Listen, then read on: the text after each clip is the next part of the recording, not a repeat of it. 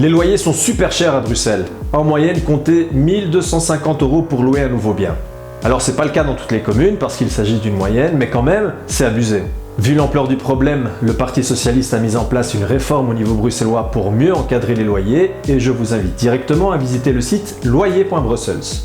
Ce site permet de calculer de manière transparente un loyer de référence pour le bien que vous louez sur base de différents critères, la localisation et les principales caractéristiques du bien.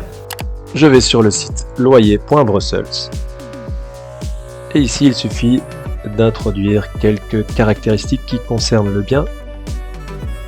Un appartement d'une chambre, 55 m², construit avant l'an 2000, s'il a du chauffage central ou pas, le PEB, ici j'introduis l'adresse, et à la fin, je vais avoir le loyer de référence.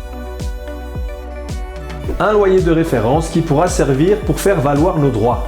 Et donc là, un locataire qui estime que son loyer est beaucoup trop élevé, donc 20% au-delà du loyer de référence, pourra saisir cette commission paritaire locative et dire voilà, mon propriétaire pratique, j'estime, peut-être un loyer abusif au regard de la qualité du logement. Et donc là, vous allez avoir les parties qui vont discuter ensemble pour essayer de trouver un accord à l'amiable entre le propriétaire et le locataire pour essayer de faire en sorte que le propriétaire puisse revoir son loyer.